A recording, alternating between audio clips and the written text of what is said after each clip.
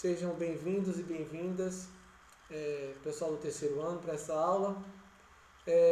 Aula importante que a gente vai estar falando sobre redemocratização do Brasil. E é um prazer estarmos aqui com vocês. Bom, vou abrir o slide como sempre para a gente poder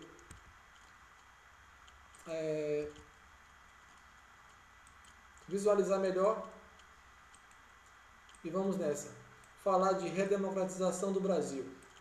Bem, na verdade, vamos falar um pouquinho antes ainda desse processo de redemocratização do Brasil. O último governo que aconteceu foi o governo de João Batista Figueiredo, que ele vai suceder o presidente militar Geisel. E aí o Figueiredo vai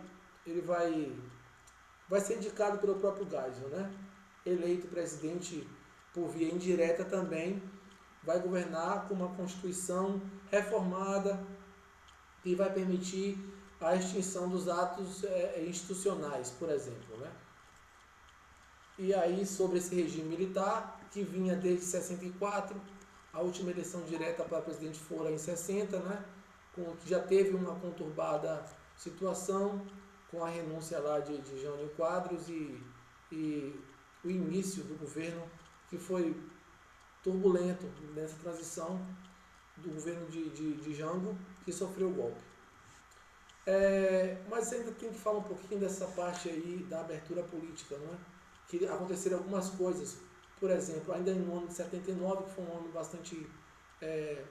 que teve muitas coisas que aconteceram, foi decretada, por exemplo, a lei da anistia, que muitos brasileiros tinham sido presos e exilados, foram repatriados, retomados pelo Brasil. E também teve outros acontecimentos, por exemplo, a questão mesmo do governo de fazer a reforma partidária, e aí abrindo já para uma situação de extinção daqueles partidos típicos do regime militar, que foi o Arena e o MDB, que foram extintos já no final do ano de 79. Então, em 84, haveria a eleição para presidente, mas seria realizada de um modo indireto, através do colégio eleitoral. Mas antes disso, teve outros acontecimentos também que acabaram desestabilizando um pouco o governo. Foi o atentado do Rio Centro de 1981. Alguém está com o áudio aberto? Obrigado. E aí, o atentado do Rio Centro, de 81, que foi um grupo de direita mesmo, que tentaram impedir um ato que era que eles queriam explodir, levaram bombas e tudo mais, e acabaram sendo desmascarados aí. E o governo Figueiredo acabou tirando eles aplicando como se fosse, não corrigindo como terroristas, mas eles foram incriminados assim e afastados aí. O que de fato foi um ponto importante para a consolidação da própria democracia. Então, em 84, houve essa abertura maior através do colégio eleitoral. Mas teve a ementa Dante de Oliveira, que foi uma ementa que restabelecia essas eleições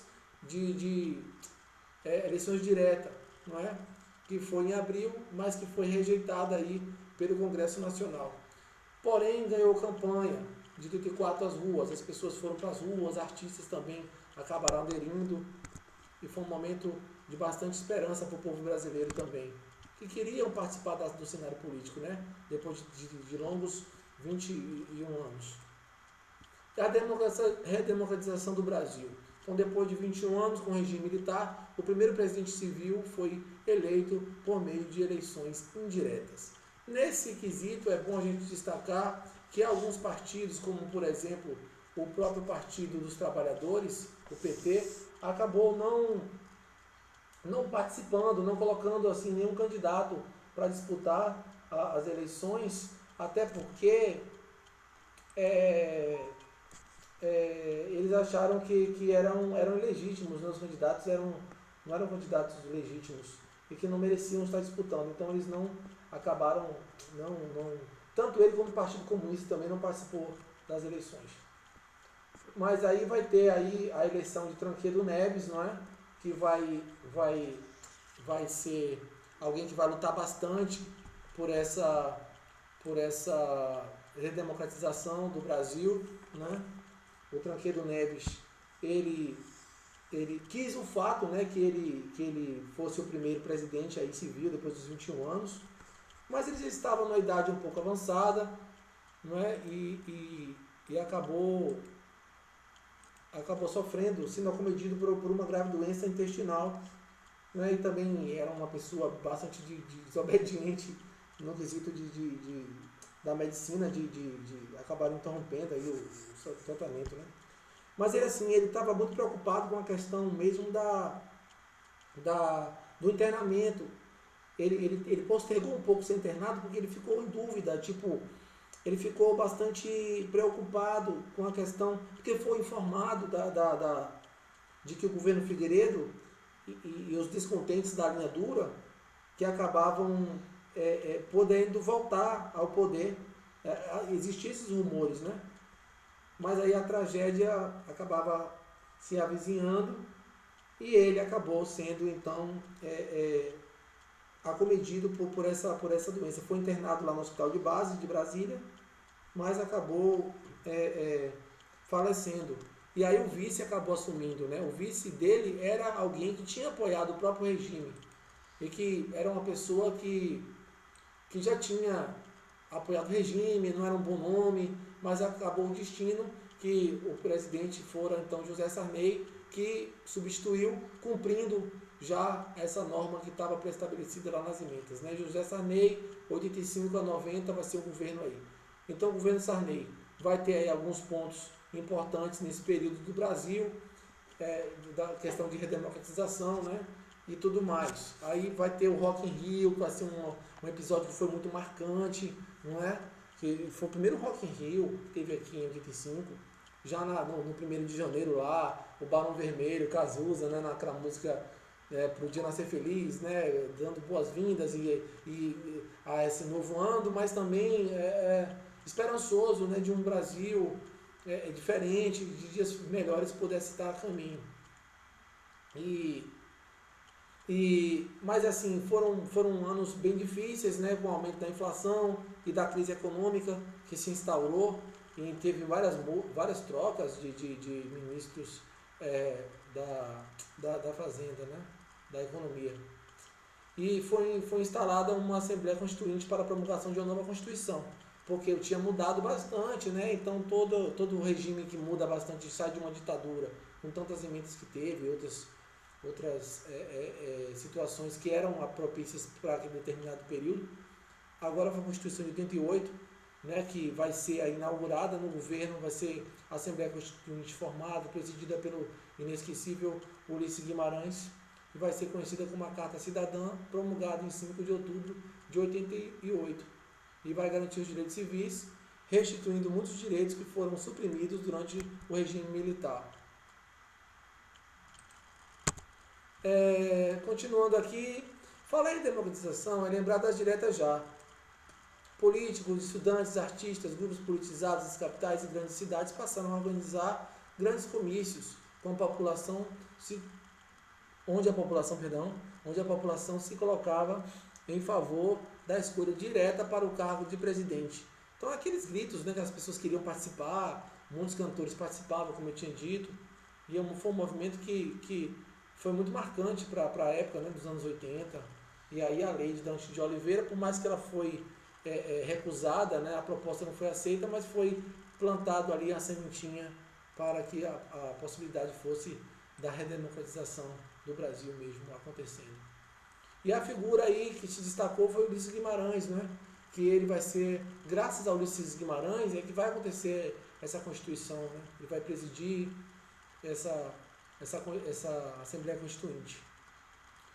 Outros nomes da campanha foram Luiz Inácio Lula da Silva, cantora Fafá de Belém também, lá no 84, né, que acabou participando mesmo, muito assim da campanha. Em 5 de abril de 84, o Congresso Nacional se reuniu para votar a emenda que tornaria possível eleição direta ainda naquele ano. A população não pôde acompanhar a votação dentro do plenário. Os militantes, temendo manifestações, reforçaram a segurança ao redor do Congresso Nacional. Tanques, metralhadoras e muitos homens sinalizavam que aquela proposta não era bem-vinda. Então, aí foi um balde de água fria nesse momento, porque todos estavam querendo participar muito da vida política e acabou postergando mais um pouco, né? Porque só as eleições diretas viriam aí nas eleições de 89 e 90, já com um cenário de democracia já, diria, estabelecido, né? Para que a emenda fosse aprovada, é necessário dois terços dos votos. A expectativa era grande, foram 298 votos a favor, 65 contra e 3 abstenções. Os outros 112 deputados não compareceram, né? Olha só, olha que responsabilidade, né? Nada muito diferente dos dias de hoje, né? Onde eles faltam muito, não comparecem às suas obrigações. E para ser aprovada precisava dos 320 votos que não foram alcançados, né?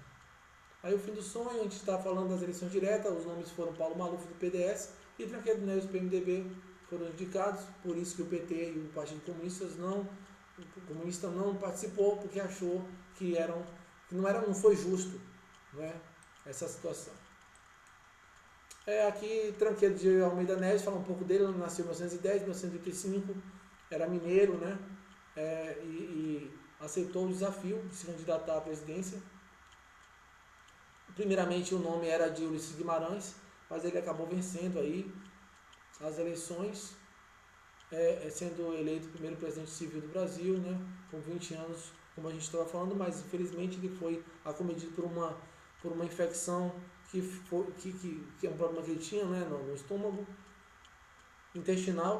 problema intestinal, e que a infecção se generalizou e depois de uma luta de alguns dias de coberturas das televisões, acabou que ele faleceu. Mas vamos falar um pouco agora do substituto, né, que o governo acabou caindo nas mãos de José Sarney, que seria o presidente de 85 até 90. Assumiu o governo, né, a presidência, prometendo cumprir as propostas firmadas anteriormente por Tancredo. Ele, inclusive, permitiu que as eleições para prefeito naquele ano fossem realizadas pelo voto popular, que era um desejo já do próprio Tancredo. Acho que como todo político, quando morre, né, quando alguém sucede, né, tem que, por exemplo, fazer o juramento de como fazer parte do governo, cumprir com aquelas prerrogativas, né, com aquelas, o que teria sido, na verdade, planejado lá por quem de fato deveria estar ali, mas que infelizmente foi acometido por uma doença. Sarney então pegou um Brasil arruinado, os índices de inflação eram altíssimos, a população sofria do desemprego, miséria, e as dívidas externas e internas herdadas pelo período militar assolavam ainda mais o país. E aí então o governo Sarney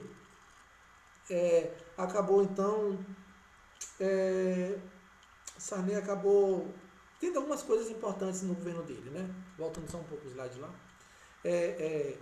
Foram aprovadas, por exemplo, as emendas que estabeleciam as eleições diretas, né, para prefeito, como a gente está falando, mas também mandatos de 5 anos para presidente foi também reafirmado, o direito de voto dos analfabetos, a liberdade de criação de partidos políticos também, o que aumentou consideravelmente no Brasil, né? Vem até hoje ainda, sempre são partidos novos são criados. E o plano cruzado, não é, que foi também, era uma urgência. A questão econômica do Brasil era um caso de polícia, né? Então houve uma grave crise inflacionária no país e os índices chegavam até 25%, era bem complicado.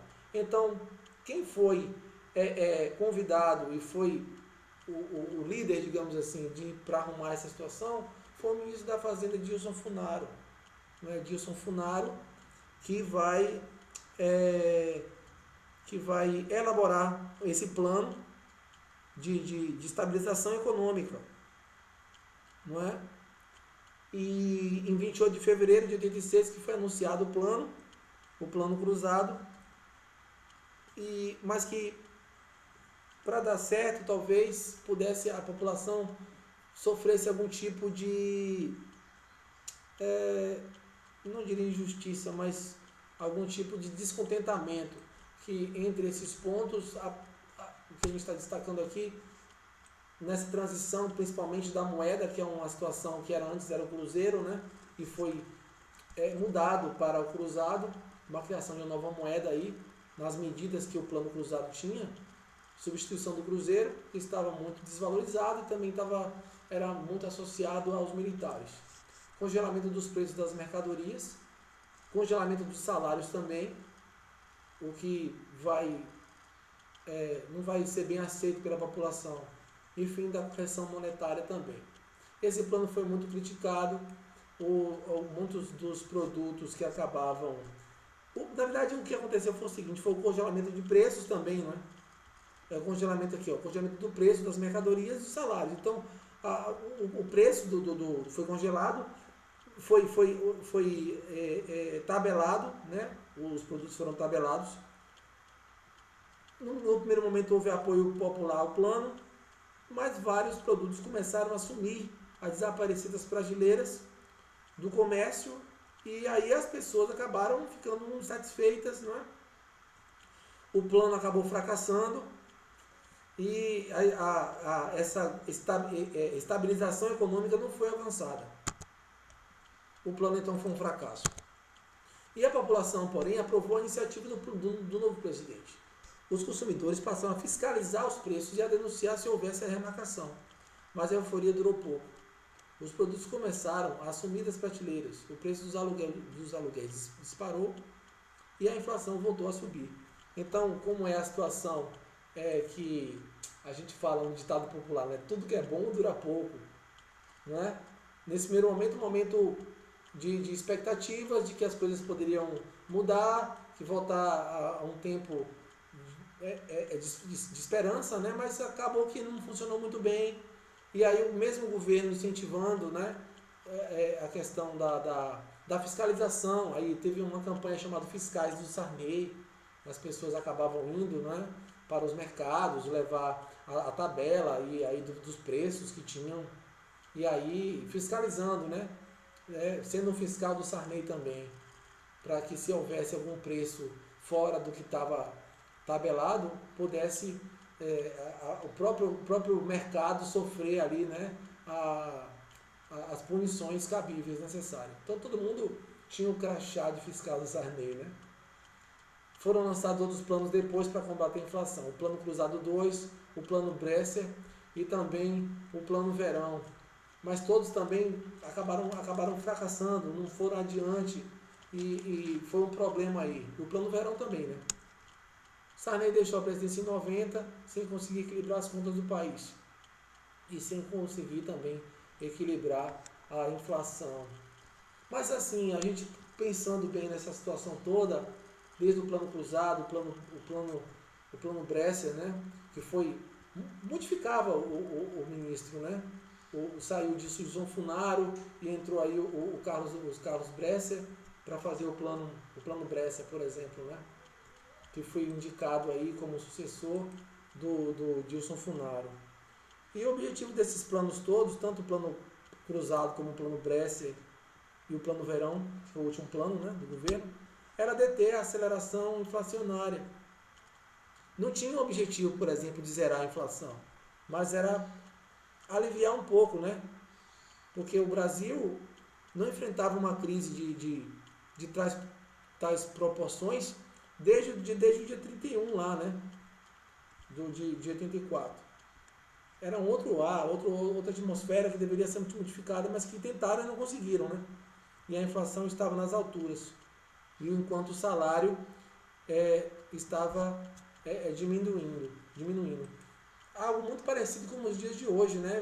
Onde os produtos não desapareceram das prateleiras, mas eles estão cada vez mais altos, sofrendo ajustes em cima de ajustes. Tudo muito caro, o custo de vida tem aumentado muito nos dias de hoje e nos faz assim relembrar que Cada governo tem seu tempo, mas tem suas preocupações, tem seus desafios e tem suas lutas que devem ser enfrentadas, que infelizmente não está sendo, não é isso que a gente está vendo nos dias de hoje também, não é? Mas assim, quanto à questão dos planos mesmo, as características foi o quê? Foi plano de emergência, todos tinham, por exemplo, a questão mesmo de tendência de congelar preço, de tabelar, né, esses preços e tudo mais. E as características do plano Bresser, tanto o plano Bresser quanto o plano Verão, por exemplo, era buscar um restabelecimento da economia, né? Era isso. E os resultados foram: a inflação foi reduzida um pouco, mas depois voltava a crescer, era enxugando gelo todo o tempo, né? E o plano Verão aí depois mudou de novo, né? O plano Verão, ele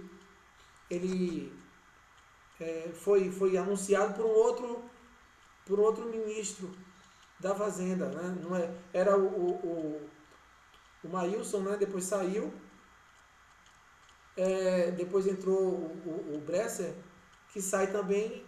Maílson não, o Dilson Funaro, perdão. Dilson Funaro, depois o Carlos Bresser e depois o Maílson Ferreira, da Nóbrega, que vai anunciar o plano Verão, não é? E que continuou os mesmos problemas, né? O déficit público aumentava, não resolvia o problema. Então a Constituição de 88, vamos falar um pouco sobre ela, né? Uma Constituição que realmente trouxe, era uma Constituição que trazia assim as peculiaridades, né? Tinha as bancadas, acho que ela procurou atender cada bancada que exigia representatividade. A fim de mostrar seu interesse na redemocratização do país, Sarney convocou no início de 87 uma Assembleia Constituinte para elaborar uma nova Constituição. A Assembleia Constituinte foi composta por deputados de membros do Senado e presidida, como eu falei, pelo saudoso Ulisses Guimarães, não é? Então, por essa Constituição, por exemplo, gente, o trabalhador conquistou o direito, né? O direito de ampliação da liderança, de poder lutar pelos seus direitos, né? E também de ter, por exemplo, uma das conquistas foi a licença maternidade, que não se tinha, né? De 120 dias. Então, coisas assim, é uma Constituição que ela vai dar espaço para as diferenças, né? Assim, serem resolvidas, ou tentar resolver, né? Ter representatividade. O voto foi estendido aos analfabetos, por exemplo, né? E tornou-se facultativo entre os 16 e os 18 anos. Representantes da sociedade acompanharam de perto os trabalhos dos constituintes.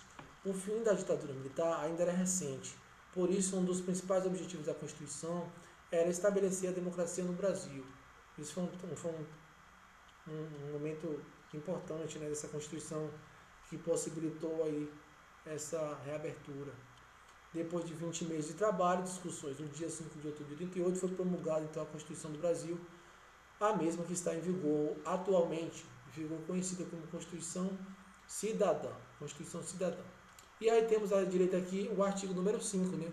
Todos são iguais perante a lei, sem distinção de qualquer natureza, garantindo-se aos brasileiros e aos estrangeiros residentes no país a inviolabilidade do direito à vida, a liberdade, a igualdade, a segurança e a propriedade. Como eu estou falando, é uma Constituição que ela vai trazer muitas representatividades, né, como estou falando. Por exemplo, o mandato presidencial foi reduzido para 4 anos, a prática do racismo passou a ser um crime inafiançável, sujeito à pena de reclusão. Os indígenas também tiveram reconhecimento à sua cultura, o que ficou a cargo da União.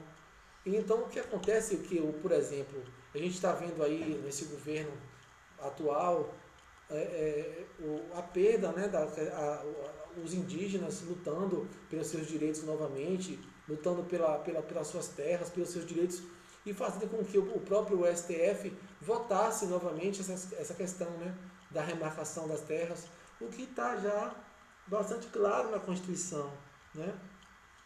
E essa questão, principalmente da demarcação das terras, o que está, de certa forma, já ferindo a Constituição, né? Deixa eu ver mais o que temos para falar.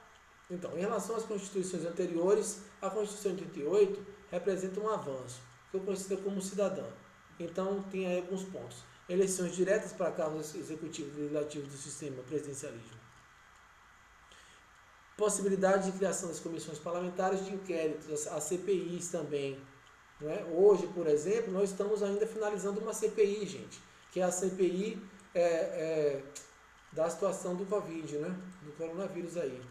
A CPI que está já na sua reta final, apurando as ilegalidades que o governo possa ter cometido, principalmente na compra de vacinas, né? Igualdade de direitos para cidadãos, liberdade para trabalhar, para expressar o pensamento, liberdade de religião, acesso à saúde, educação, que é um direito de todos os brasileiros. Direitos trabalhistas, né, foram reafirmados, jornada de trabalho de 44 horas semanais, limites e FGTS, entre outras. Aqui a avaliação de atividade, né, pesquisar os avanços significativos que a Constituição de 88 assegura como direitos sociais, políticos e trabalhistas. Aqui é uma atividade, eu espero que todos façam, que a gente volte a comentar sobre a Constituição Cidadã na próxima aula. Alguma dúvida? Alguém quer fazer alguma pergunta? Não, Cleiton, nenhuma.